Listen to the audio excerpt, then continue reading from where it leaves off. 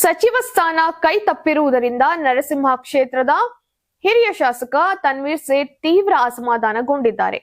High command ನೀಡಿದ ಸಂಪುಟ ದರ್ಜೆಯ ನಿಗಮ ಮಂಡಳಿ ಹುದ್ದೆಯ ಆಫರ್ ಅನ್ನ ಸದ್ಯಕ್ಕೆ ತಿರಸ್ಕರಿಸಿರುವಂತಹ ಅವರು ಬಂಡಾಯ ಅಥವಾ ರಾಜೀನಾಮೆಗೆ ಮುಂದಾಗದೆ ಮೌನಾಕ್ರೋಶವನ್ನ ವ್ಯಕ್ತಪಡಿಸಿದ್ದಾರೆ. 6 ಬಾರಿ ಶಾಸಕರಾಗಿರುವಂತಹ ತನ್ವೀರ್ ಸೇಠ್ ದಶಕಗಳಿಂದ ಕಾಂಗ್ರೆಸ್ನಲ್ಲಿದ್ದು ಸದ್ಯ ಕೆಪಿಸಿಸಿ ಕಾರ್ಯಾಧ್ಯಕ್ಷರಾಗಿದ್ದಾರೆ. ಹೀಗಾಗಿ ಪಕ್ಷ ತೊರೆಯುವಂತಹ ಸಾಧ್ಯತೆ ಕಡಿಮೆ ಎನ್ನಲಾಗಿದ್ದು, ಮುಂದಿನ ದಿನಗಳಲ್ಲಿ ಪ್ರಮುಖ ನಿಗಮ ಮಂಡಳಿ ಹುದ್ದೆ ನೀಡುವಂತಹ ಭರವಸೆಯನ್ನ ಹೈಕಮಾಂಡ್ ನೀಡಿದೆ. ಈ ನಡುವೆ ಅವರ ಮುಂದಿರುವಂತಹ ಪ್ರಮುಖ ರಾಜಕೀಯ ವೇದಿಕೆ ಗ್ರೇಟರ್ ಮೈಸೂರು ಮಹಾನಗರ ಪಾಲಿಕೆ ಚುನಾವಣೆ.